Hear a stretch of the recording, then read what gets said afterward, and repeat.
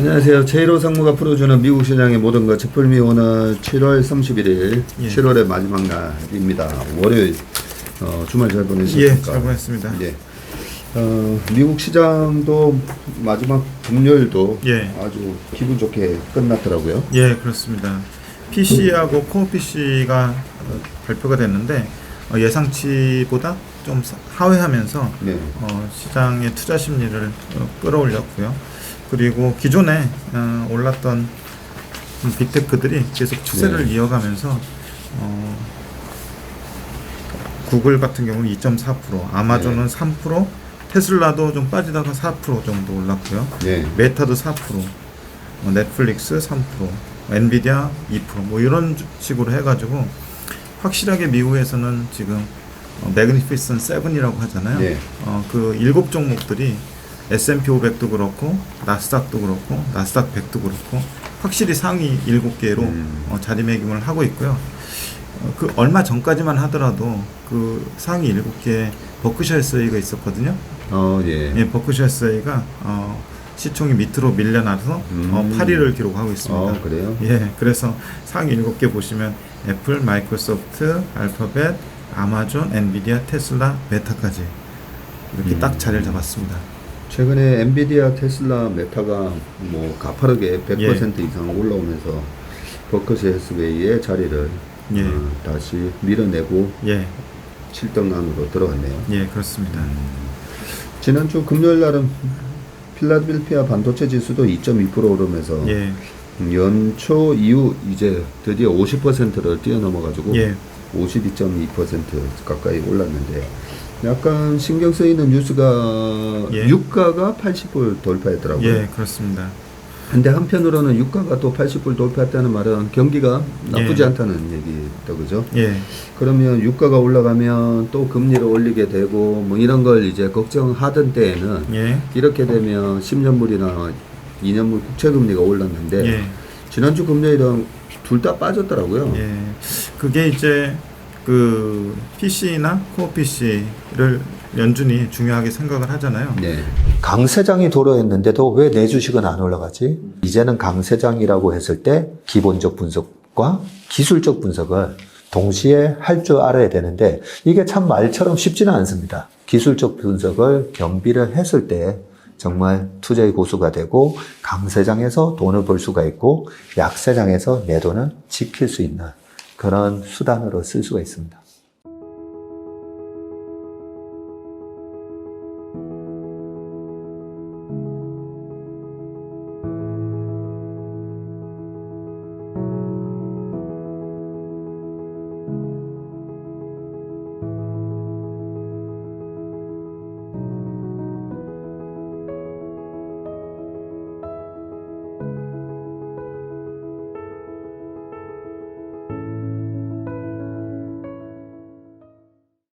그거 이외에 ECR이라고 해서 고용 비용 지수가 나왔는데요. 그 EQ에 1.1%로 컨센이 형성되어 있었는데 1%가 나왔습니다. 그래서 물가를 자극할 만한 지표들이 금요일 날에는 전부 다 개선이 되면서 그게 금리를 자극한 것 같습니다. 알겠습니다. 그러면 오늘은 월요일이니까 또 7월의 마지막 날이니까 S&P 500하고 우리 코스피가 어느 정도 밸류에이션을 지금 하고 있는지 점검해 보는 시간을 갖도록 하겠습니다. 뭐 이번 달은 미국 시장이 우리 시장보다 좀 좋았고요. 보시면은 주간으로는 일단 S&P 500이 1.0% 올랐고 12개월 포워드 EPS도 0.4% 정도 상향 조정이 됐습니다. 최근 실적 발표하고 나서 약간 S&P 500 EPS 추정치가 지지부진했었는데 지난주에 마이크로소프트도 그렇고 알파벳도 그렇고 메타도 그렇고 호실적을 발표했잖아요. 그런 것들이 전체 EPS 추정치를 위로 끌어올린 요인이 되지 않았나 싶고요. YTD로 보면은 S&P 500이 19.3% 올랐고요. 12개월 포워드 EPS는 1.2%가 상향 조정이 됐습니다. 그래서 7월 28일 기준으로 PER은 19.9배의 거래가 되고 있고요. PBR은 4.43배, 그리고 ROE는 22.25%를 기록을 하고 있습니다. 보시면은 최근 1주 1% 올랐지만 최근 1개월 화면은 4.7% 뭐 하루 정도 그 거래를 남겨놓고 있긴 하지만 4.7% 올라서 꽤 높은 상승률을 보여주고 있는 상황입니다. 상승률 상위 그 시총 상위 종목 보면은 애플이 2%, 마이크로소프트가 마이너스 1.6%. 지난주 금요일날 올랐는데 주중에 약간 그 실적 관련해서 다른 것들보다 매력도가 좀 덜하면서 빠졌던 것 때문에 마이너스를 기록을 했고요. 구글은 10.5%, 아마존은 1.7%, 엔비디아는 5.5%, 테슬라 2.5%, 메타가 10.6% 올랐습니다. 그리고 유나이티드 헬스 마이너스 0.7%, JP모건 1.3%, P&G 2.3%, 그리고 엑슨모빌이 0.3%가 올랐습니다. 이익 추정치 쪽에서 보면은 마이크로소프트 0.9% 상향 조정됐고요. 구글이 마이너스 1.2%, 아마존 1.7%, 테슬라가 마이너스 1.1%를 기록하면서 최근 들어 좀 주춤한 모습이고요. 지난주 실적 발표한 메타가 1.3%, 그리고 엔비디아가 2.7%로 계속 우상향하는 모습 보이고 있고, JP모건 3.2% 상향 조정됐고, 엑스모빌은 마이너스 1.3% 하향 조정이 됐습니다. P로 보면은 애플하고 마이크로소프트 30배 왔다 갔다 하고 있고요. 구글하고 메타 20배 내외 왔다 갔다 하고 있는 그런 상황입니다. 그리고 아마존이 42배, 테슬라가 62.8배, 엔비디아가 48배, 유나이티드 헬스가 19배, P&G가 23.9배, 이 정도의 PR을 보여주고 있는 상황입니다. 테슬라가 이익 추정치가 마이너스가 나는 게 좀 눈에 띄네요. 예, 그렇습니다. 그래서 이 부분이 뭐 계속해서 그 3분기 동안에 이제 판매량 가이던스를 줬을 때 이 3분기는 좀 슬로우할 거다라는 부분들이 계속 좀 반영되고 있는 그런 상황인 것 같습니다. 그리고 섹터 흐름 보시면은 주간 뭐 아까 말씀드렸던 대로 마이크로소프트, 구글, 메타 이런 빅테크 기업들이 컨센을 상회하는 실적 발표하면서 구글하고 메타가 속해 있는 커뮤니케이션 섹터 보시면은 6.85%가 주가가 올랐습니다. 이 두 종목이 이 커뮤니케이션 섹터에서 차지하는 비중이 합치면 50%가 넘어요. 그래서 크게 기여를 했다고 보시면 될 것 같고요. 실적 발표 최근에 진행 중인데 S&P 500 기업 중 51%가 실적 발표를 완료했는데 이 중 80%가 EPS 컨센을 상회했고 64%가 매출 컨센을 상회한 그런 상태입니다. 그래서 EPS로만 보면은 평균 이상 수준으로 컨센을 상회하는 그러네요. 상황이 나타나고 있습니다. 금주에 실적 발표할 기업으로는 AMD하고 스타벅스가 화요일날 있고요. 퀄컴이 수요일, 그리고 애플하고 아마존이 목요일. 이때 애플하고 아마존이 이제 클라이막스로 해가지고 빅테크들의 실적 발표는 거의 마무리되는 상황이고요. 엔비디아는 이제 그 피스컬 이어가 좀 달라가지고 좀 한 달 뒤에 하게 됩니다. 최근 1개월 보면은 오늘이 마지막 거래일이니까 7월에 보면은요. S&P 500이 4.69, 아까 4.7% 올랐다고 말씀드렸고요.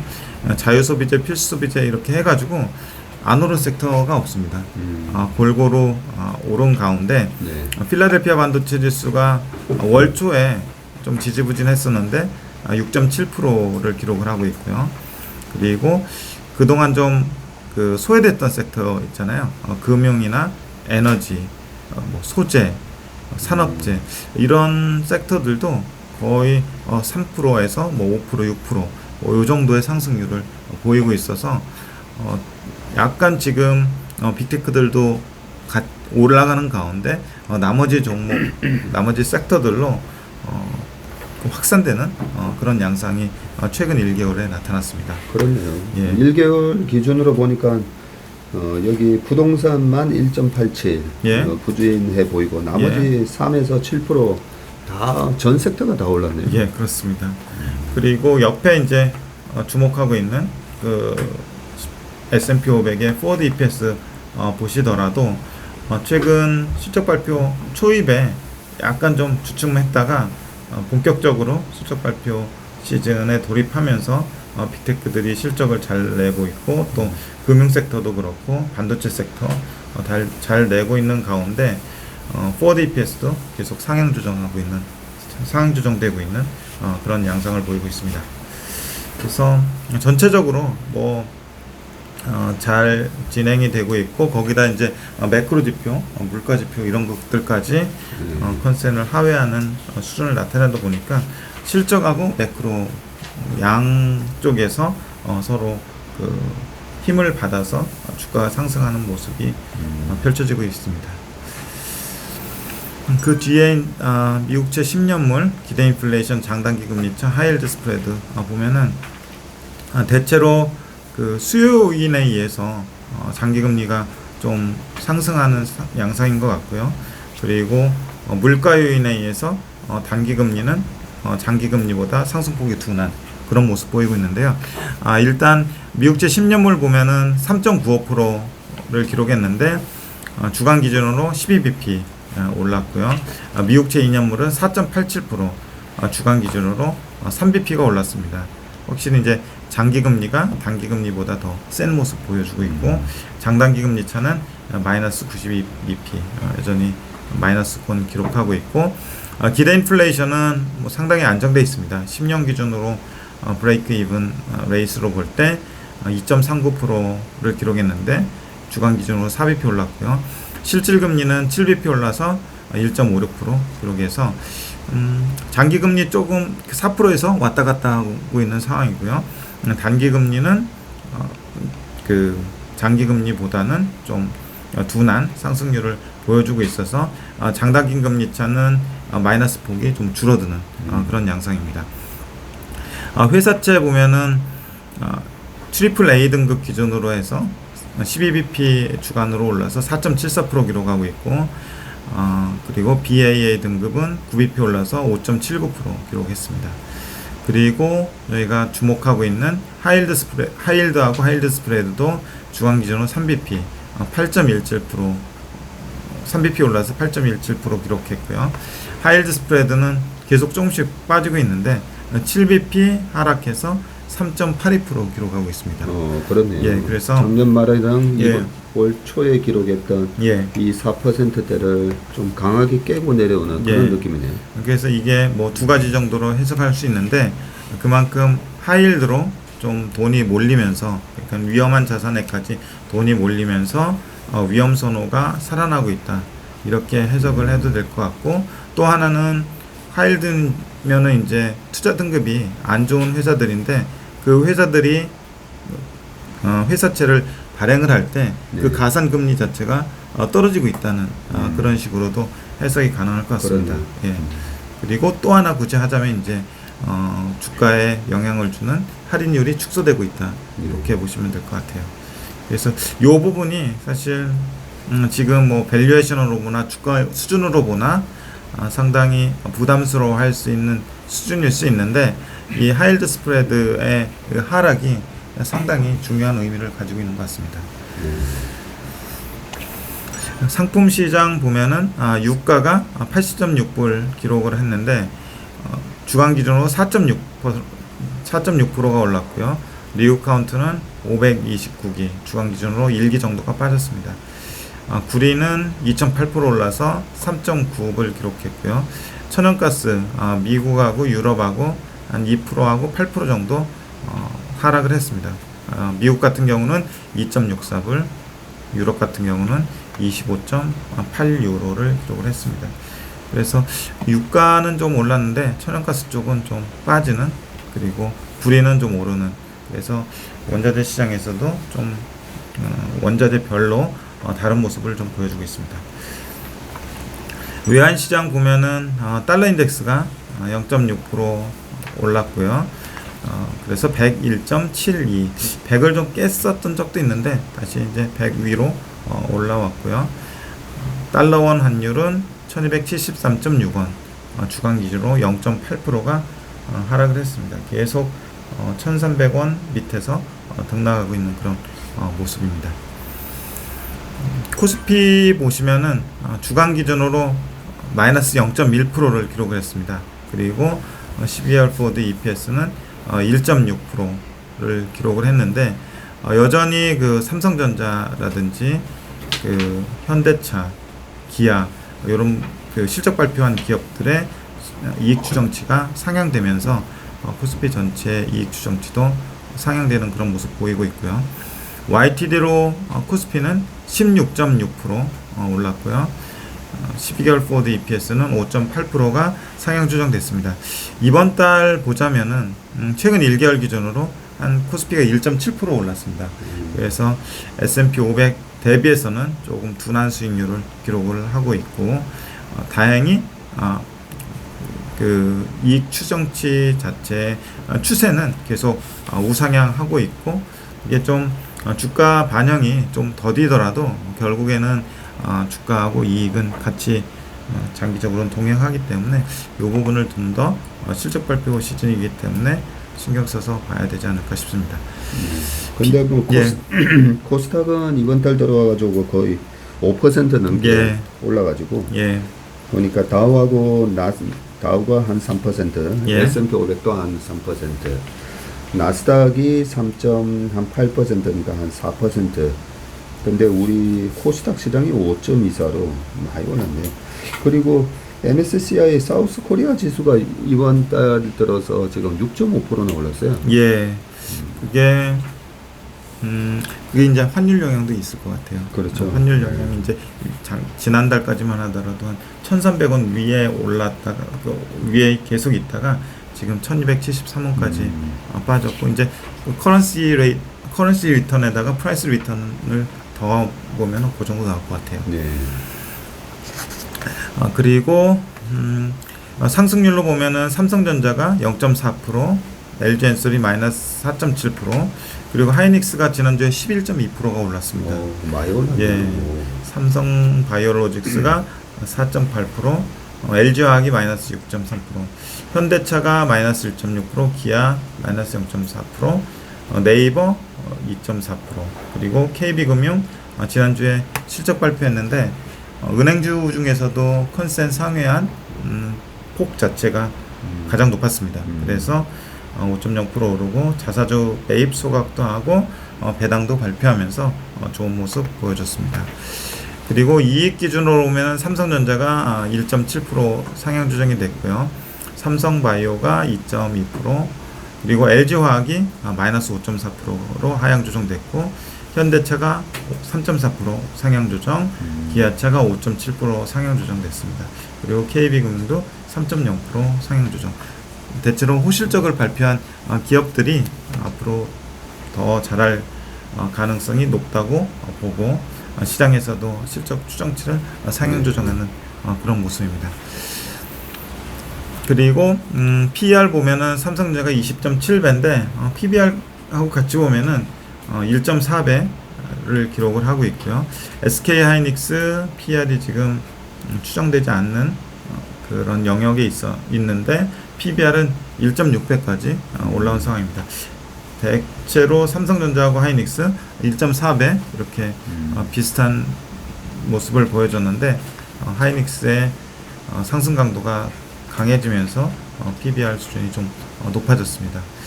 그리고 LG화학 15배, 네이버 28배, 카카오 41배, 현대차 4.4배, 기아 3.9배, KB금융 3.9배 이렇게 기록을 하고 있습니다.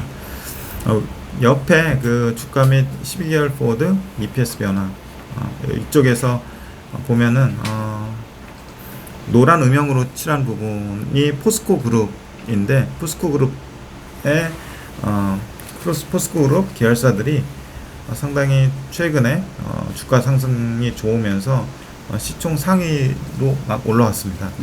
보면은 포스코 홀딩스가 지금 시가총액이 52.3조 정도 되는데 시총 상위 5위에 시총 상위 5위에 이제 랭크가 되어 있고요. 그리고 포스코 퓨처엠도 저 밑에 이제 보이지도 않았었는데 네. 올해 이제 183%가 올라서 이것도 현대차 바로 밑에 있습니다. 야, 100% 올란 것도 아니고 183% 올랐네요. 예, 그렇습니다. 오히려 기아가 네이버하고 기아가 포스코 퓨처엠 밑에 있습니다. 굉장히 좀 많이 올랐고요. 좀 이게 어떻게 표현을 해야 될지 잘 모르겠는데. 근데 이 시가총액이 중요한 게, 예. 뭐 저희가 항상 제가 뭐 방송에서도 늘 얘기하는 게 기업의 가치는 100만 원, 뭐 10만 원, 예. 뭐 이게 비싸다고 해서 좋은 게 아니라 실질적으로 시가총액을 가지고 예, 그렇죠. 비교하는 예. 습관을 가져야 되기 때문에 예. 뭐 방금 말씀하셨던 대로 포스코 퓨처엠이 51조, 이게 51만 원이고 시총이 39조에서 딱 40조인 거죠, 그렇죠? 그렇죠. 예, 포스코 퓨처엠이 40조, 네이버 34조, 기아가 34조. 예. 네, 이런 식으로 이 회사의 가치가 시총이 이 정도인데 예. 이 정도면 다른 기업에 뭐는 거랑 뭐 더 예. 높다 낮다. 그러니까 이런 비교를 계속 해보셔야지 이 예. 밸류에이션 개념이 생기니까요, 그죠? 그 몇 년 전까지만 해도 뭐 기업 규모를 가름을 할 때 뭐 자산 규모, 매출 규모 뭐 이렇게 했지만 지금은 그런 거 다 없어지고 무조건 시총 규모. 그러니까요. 예, 전 세계 최고 기업은 어디냐? 애플 뭐 이런 식으로 나오거든요. 그래서 항상 그 시총의 변화에 민감할 필요가 있는데 이게 어떻게 보면 이제 시총의 변화가 그 시대 흐름의 변화를 반영하기도 하잖아요. 예. 그래서 아주 예전에는 뭐 통신주, 뭐 전력주, 뭐 이런 것들이 상위에 있었는데 그 이후에 많은 변화를 겪고 있고 지금도 겪고 있는 것 같습니다. 예. 미국은 보통 예. 시가총액 상위 10위에서 그렇게 잘 변하지는 않잖아요. 최근 그렇죠. 그렇죠. 예. 뭐 5등에서 10등 사이에서 11등에서 15등 사이에서 좀 왔다 갔다 하는 경향은 있는데 우리나라는 참 드라마틱하네요. 뭐 삼성전자는 부동의 1등이니까 예.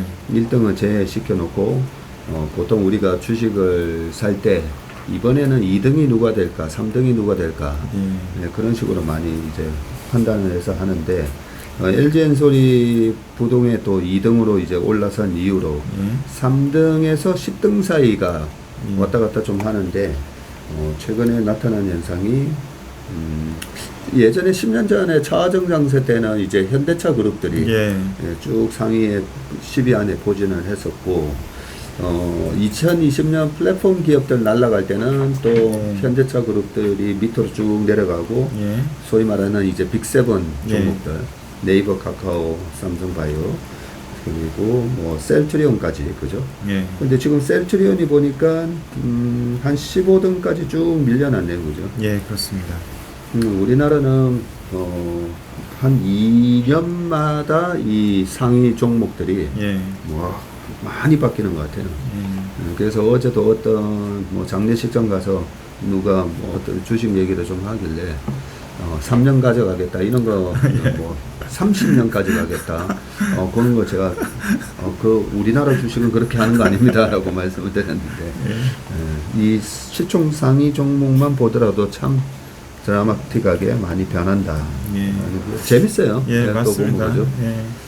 그리고 이 기준이 제가 그 SK텔레콤까지 돼 있잖아요.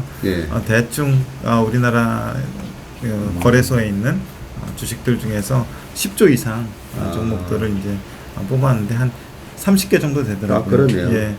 코스닥에 이제 몇 개 정도가 이제 10조 이상 넘는 건 이제 빼놨는데 그거까지 하면은 한 35개 뭐 이 정도 되지 않을까 싶습니다. 그래서 10조 이 의미가 중요한 게 전반적으로 그 글로벌 펀드 매니저들이 대형 펀드들이 대형주를 구분할 때 대충 한 11년 정도 수준부터 이제 대형주라고 본다고 하더라고요. 그래서 뭐 한 13조 정도 뭐 수준인데 그 편의상 한 10조 정도면은 글로벌리 대형주로 볼 수 있다 이렇게 이해하시면 될 것 같습니다. 하고 그 분야에서 어느 정도 탑티어 들이다 그죠? 그렇죠. 10조 이상만 되더라도. 국내 금리하고 증시 주변 자금 보시면은 국고채 10년물 보면은 3.73%, 전주에 9bp 정도 올랐습니다. 그리고 3년물이 3.64%, 주간 기준으로 4bp 올랐고요. 장단기 금리차 10년 마이너스 3년에서 9bp 정도 우리는 플러스를 기록을 하고 있습니다. 증시 주변 자금, 지난주에 굉장히 그 증시 주변 자금 중에서 투자자 예탁금도 그렇고요, 거래대금도 그렇고 상당히 다이나믹했습니다. 투자자 예탁금 일단 보시면은 4.9조가 주간으로 늘었는데, 그래서 58.2조를 기록했는데 근래 좀 굉장히 큰 폭으로 늘었고요. 신용융자는 주간 기준으로 0.5조 정도 늘어서 20.2조 기록하고 있는데, 거래소 코스닥 똑같이 10.1조씩 기록하고 있습니다. 그리고 거래대금 밑에 이제 차트를 보시면은 거래대금이 쭉 솟아 있잖아요. 그 목요일인가요? 7월 26일 날 수요일 날 62.8조를 기록했어요. 이야, 하루에 62.8조? 예, 하루에 62.8조를 기록했습니다. 이때 굉장히 그 종목들 간에 손바뀜이 일어났던 그 종목 중에서 포스코홀딩스나 이런 것들이 있었잖아요. 그때였습니다. 62.8조. 그래서 62.8조를 기록한 때가 언제였나? 이렇게 보면은 21년 초였네요. 예, 21년 초였습니다. 예. 그때 삼성전자 96,800원 찍을 때 아닌가요? 예, 그때하고 비슷한 시기인 것 같아요. 예. 그래서 대형주들이 이렇게 한 번씩 큰 변동성을 보일 때 거래대금이 굉장히 다이나믹하게 움직이는 경향이 있는 것 같습니다. 그래서 금요일 날 보니까 28.8조 원 기록했고요. 주간 기준으로 3.3조, 거래소가 16.8조, 코스닥 12조 이렇게 기록을 하면서 대체로 미국하고 우리나라 그 안정된 흐름을, 증시 흐름을 보이고 있는 가운데 계속 실적 발표를 하기 때문에 실적에 따라서 기업별로 좀 차별화는 되는데 전반적으로는 좀 잘 진행이 되고 있는 것 같습니다. 계속해서 실적 발표하는 기업들의 추정치가 상향되면서 전체 시장의 EPS 추정치도 상향되고 있는 그런 모습을 보이고 있고, 특히 미국에서는 제일 초미의 관심사가 이 아까 7종목이라고 하는 그 매그니피센트 7, 이 종목들에 대한 계속 그 시각차들이 있어요.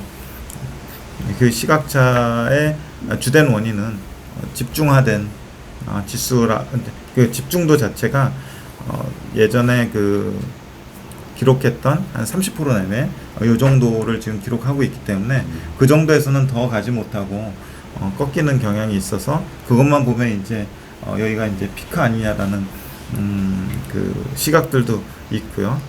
그런데 이 기업들의 어떤 경쟁력 하고 그 밑에 있는 기업들의 경쟁력을 봤을 때 더 갈 수 있다라는 시각도 있고, 아까 얘기했던 그 기업들의 할인율 자체가 낮아지고 있기 때문에 PER이 지금 확장되면서 가는 구간이고, 이 기업들의 실적 자체가 주가 상승이 실적을 동반한 주가 상승이기 때문에 더 갈 수 있다는 시각도 있고요. 이렇게 해서 좀 찬반이 엇갈리는데, 그 이런 변화 자체에 대해서 어쨌든 뭐 인정은 하고 가야 될 것 같습니다. 알겠습니다. 그 여러 가지 뭐 밸류에이션도 체크해보고, S&P 500이 PER이 20배인데 지난번 고점 찍었을 때는 한 24배 정도였었다고요. 예.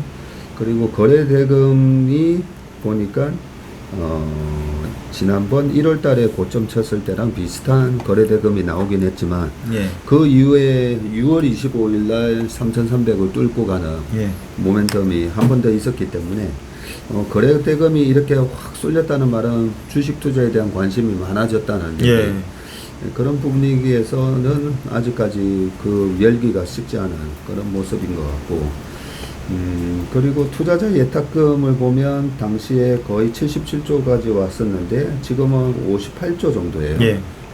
이런 거라든지 신용융자가 당시에 고점 쳤을 때는 한 25조 예. 했는데 지금은 한 20조, 21조. 예, 그렇습니다. 예, 요 사이고 뭐 약간 아직까지는 뭐 한 요 정도, 네, 어깨 팔뚝 정도 정도의 느낌인 거고. 예. 실제로 어제 장례식장에서도 주식 얘기하는 사람이 다른 테이블에 거의 없었어요. 그냥 그런 거 보면 아직까지는 주식에 대한 열풍이 21년 1월 달에는 서점에서 팔리는 전체 종합순위 1등이 예. 주식 관련 책이었었거든요. 예. 그랬던 거를 생각해 보면 아직까지는 조금 경계심을 가지고 보는데 네, 한쪽으로 좀 쏠림 현상도 있고 예, 약간 혼조된 그런 모습이 지금 나오고 있어서 말씀해 주신 대로 실적 모멘텀 계속 체크를 하면서 예, 모두가 우려하는데 계속 실적이 잘 나오는 섹터와 기업은 뭔지 예, 그 부분에 집중을 하면 좋을 것 같습니다. 예, 오늘 최품일 순서는 여기까지 하겠습니다. 수고 많으셨습니다. 고맙습니다. 감사합니다.